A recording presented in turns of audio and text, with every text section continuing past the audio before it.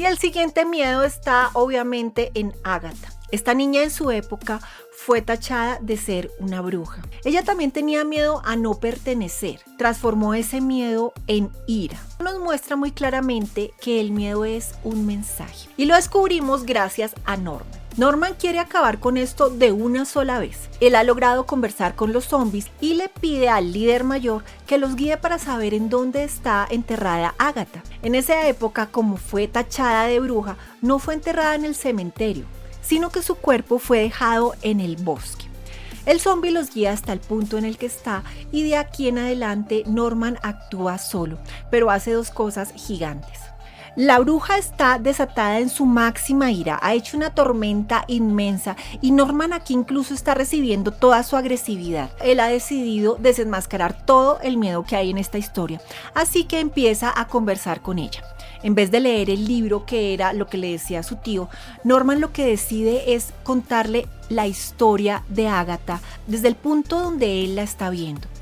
Le cuenta que es una niña que en algún momento fue acusada de brujería porque hacía cosas diferentes que nadie más entendía. Esto al principio genera mucha más ira en la bruja porque ella muy claramente le dice: no quiero escuchar esa historia, no me gusta. Él sigue comentando que esta niña tenía tanto miedo y se sentía tan desvalida que pensó que todo el mundo era malo.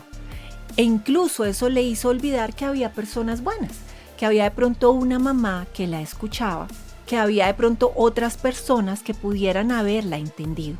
Y que él en este momento es la persona que la puede entender porque él tiene ese mismo don y ese mismo problema en su vida. Cuando Ágata se permite escuchar esta historia, empieza a bajar un poquito ese modo a la defensiva en la que ha vivido estos 300 años escondida. Él traduce ese mensaje de terror en el real mensaje de Ágata, que era su debilidad, su soledad y su tristeza.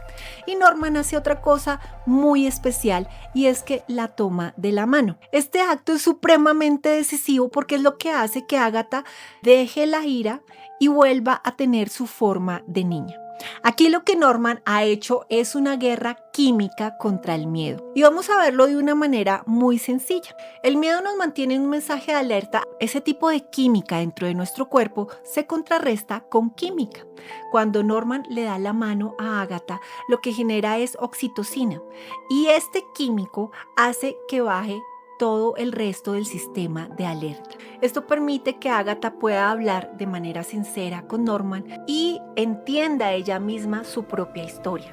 Norman aprendió en su vida no a negar el miedo, sino a observarlo y comprenderlo. Norman también representa todos esos espacios en los que nos damos permiso de escuchar la historia del otro y logra romper esta herencia de dolor y de juicio que a veces aceptamos como algo totalmente natural en nuestras vidas.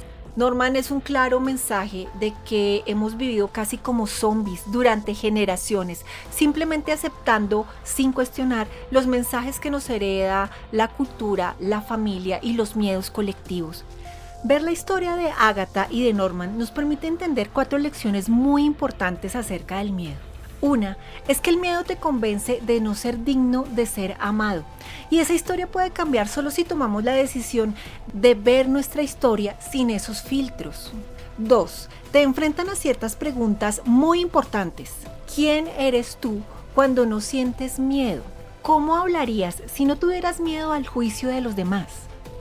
¿Qué elegirías en tu vida si no tuvieras miedo al rechazo? ¿Y cuántas cosas cambiarían en tu vida si no tuvieras miedo? 3.